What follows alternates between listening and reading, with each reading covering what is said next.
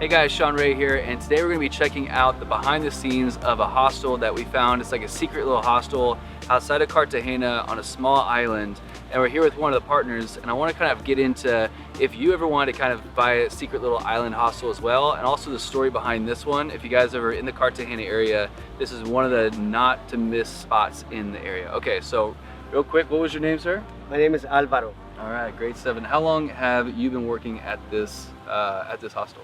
It's been two times. I mean, we started in 2015 in the initial project, which was a very interesting idea. Somebody found this property where I was left behind and it was abandoned.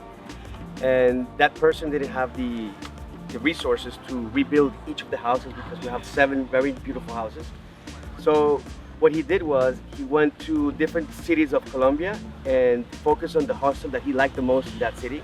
I owned a hostel in Cali, so he stayed in my hostel and he made a proposition that I would come, choose one of the houses, restore it, and then rebrand it as my branch of my hostel in Cali. So at that point, this was called Paraíso Secreto.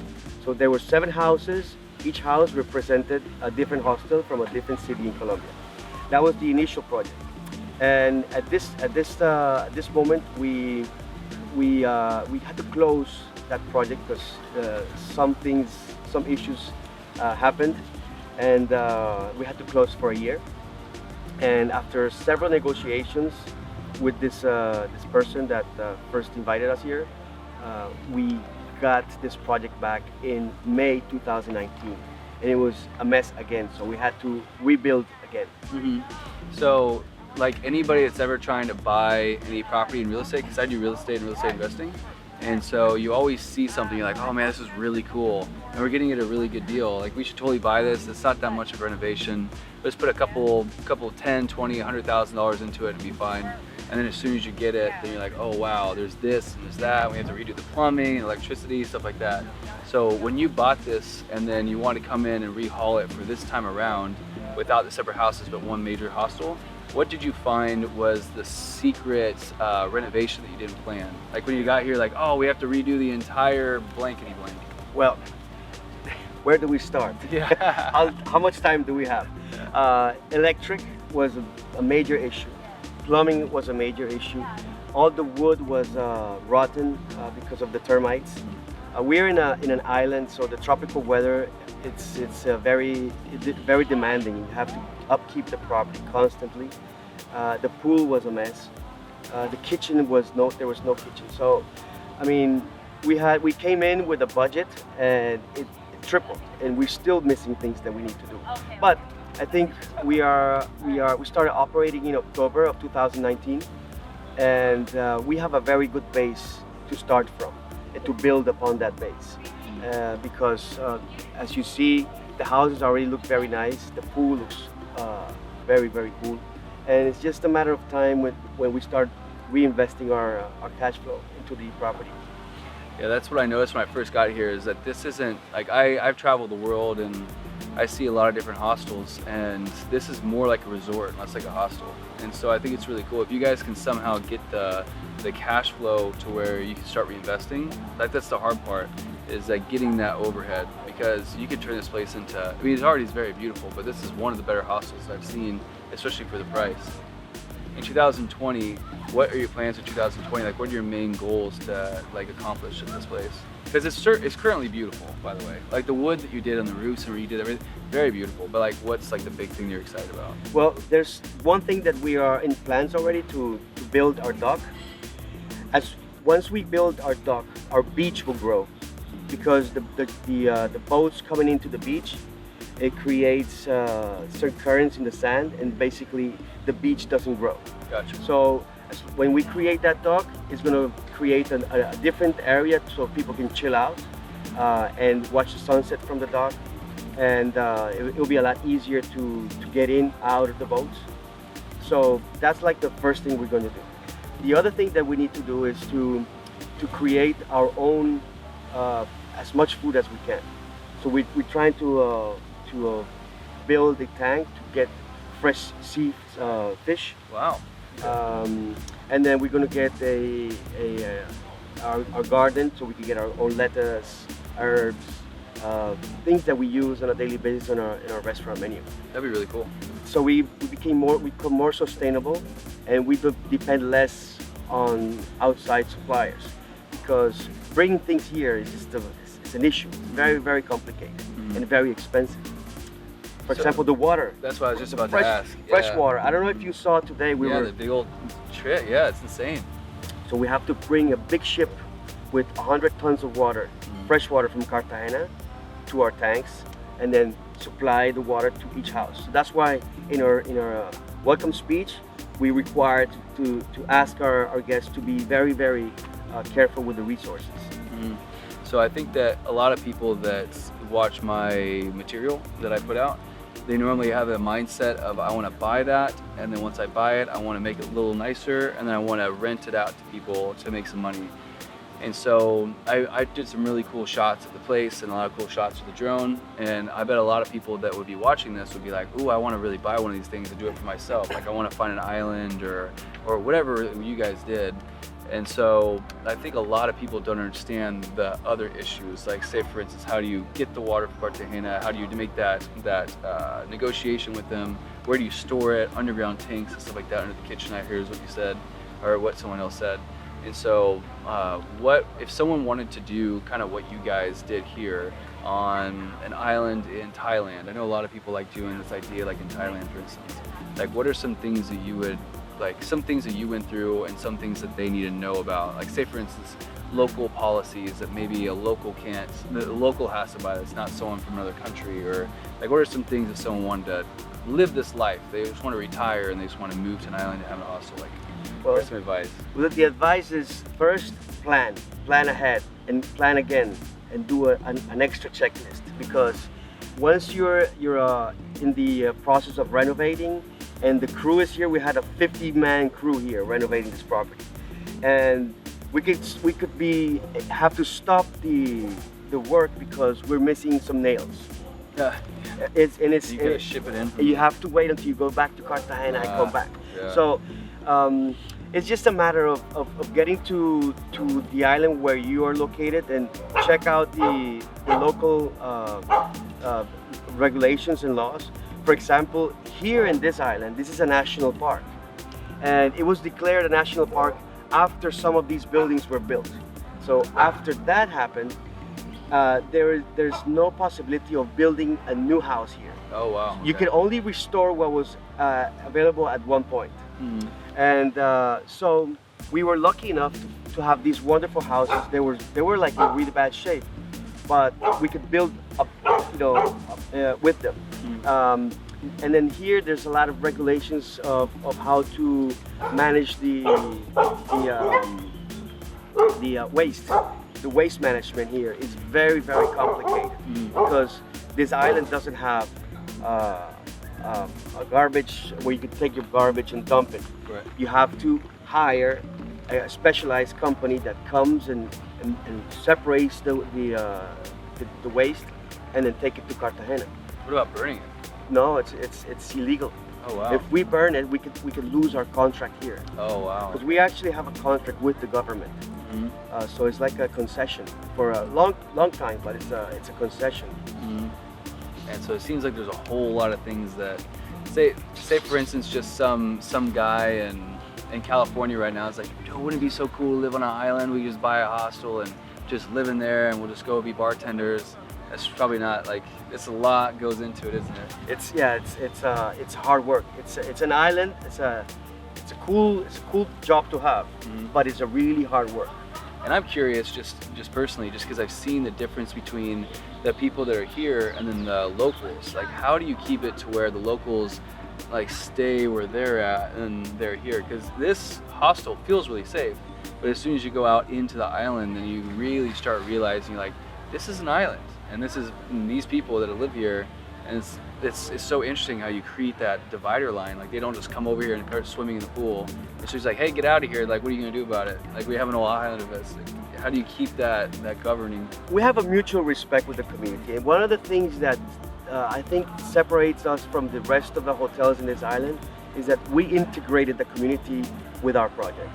We respect them, and we are visitors. They're the ones that own this island.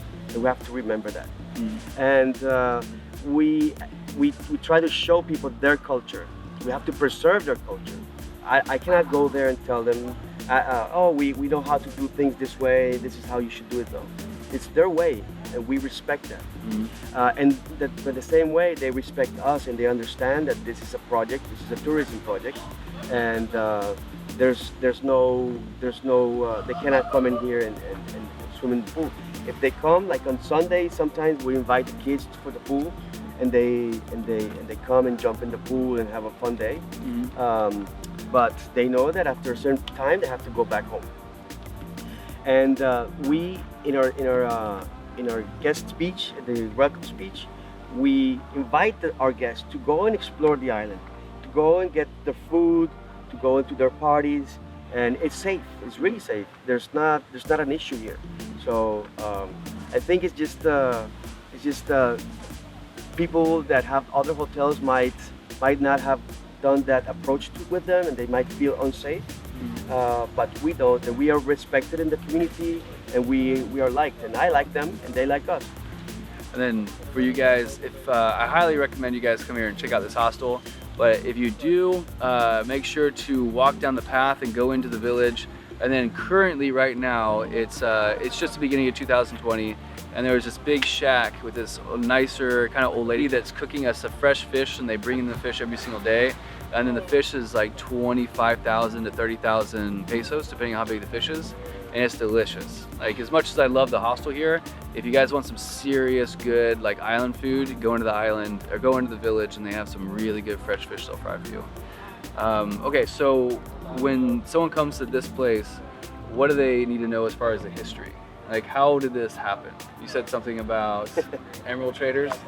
Well, yeah, this property was built by a family that were the only ones that had the contract to export Colombian emeralds to the world. Wow. So they had branches in over 100 countries. Damn. So they had Big time. Yeah. So they came here, they bought this property, and they built this as a resort for families, for their wealthy family of friends of theirs. So as you can see, the houses have like the big master room upstairs, and then two suites downstairs, and then like a basement for the maid.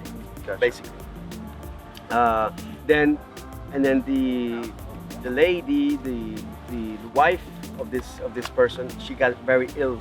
She had to go and get some treatments in another country, and basically they abandoned this. They forgot about this.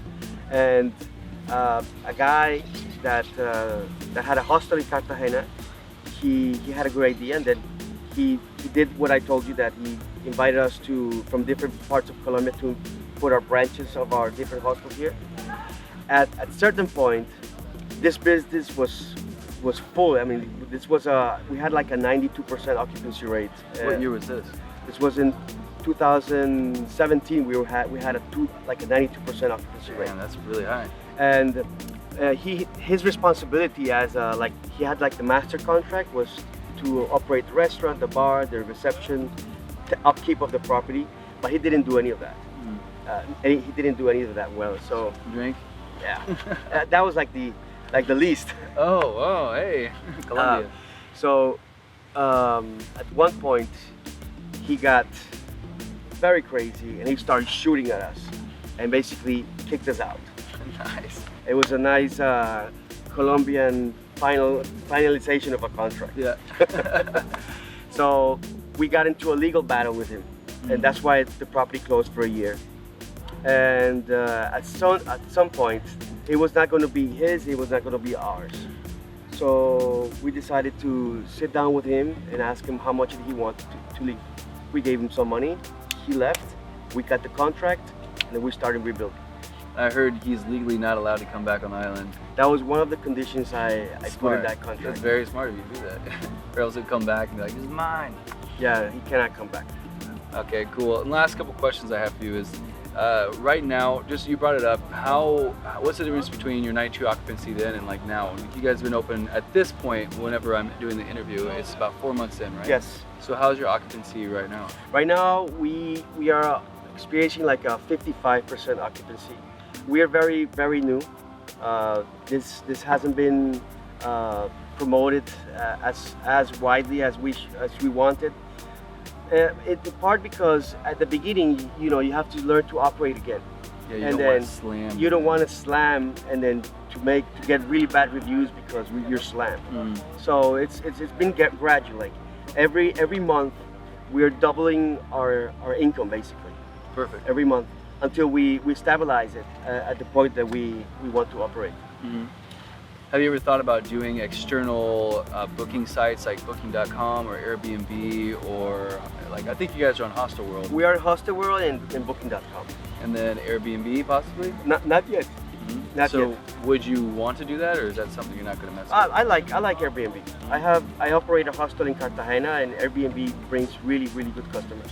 Cool. I like how they operate. And then at what point do you have to make on your occupancy to start having cash flow that you can start pocketing some income? After 39%, 40% of occupancy, we break even. Oh, nice. All Yeah, right, so cool. it's, And you have to divide it between all the partners? we're not dividing any money yet.